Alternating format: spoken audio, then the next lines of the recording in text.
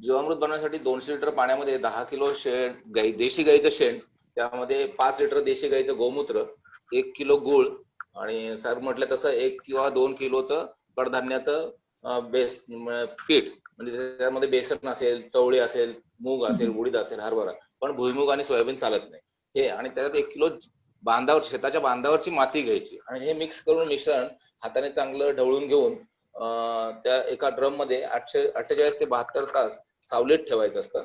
आणि दिवसातून 2 वेळा सकाळ संध्याकाळ त्याला ढवळायचं.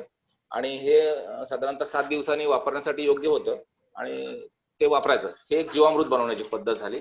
त्याच्याने सेंद्रिय कर्ब जमिनीत खूप वाढतो आणि त्याचे जे मित्र कीटक आहेत जमिनीमध्ये ते खूपच वाढतात आणि जमीन चांगली होते. हे जर शक्य नसेल तर घन जीवामृत एक प्रकार आहे.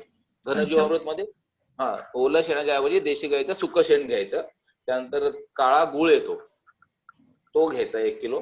साधारणतः कडधान्याचं परत पीठ घ्यायचं आणि हे मिश्रण चांगलं सावलीमध्ये ढीग करून ठेवायचं. सावलीमध्ये ओलसर राहील असं गोनपाटामध्ये झाकून 48 तासापर्यंत ठेवल्यानंतर ते 2-3 वेळा वर खाली केलं की ते पण तुम्ही चांगलं वापरू शकता.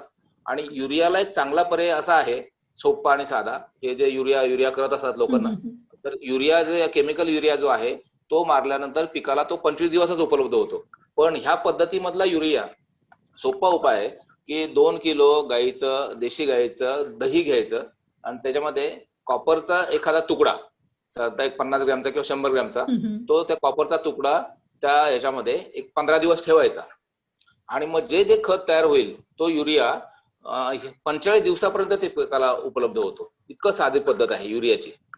तसंच आपल्याला काही ही गायीची हाडं वगैरे, गायी मेल्यानंतर जी हाडं उपलब्ध होतात त्याच्यातून फॉस्फरस आपल्याला उपलब्ध होतो. त्याचं भुकटी करायची जाळून आणि ते पिकाला उपलब्ध करून द्यायचं. अशा पद्धतीने आपण मेथड्स अप्लाय करतो.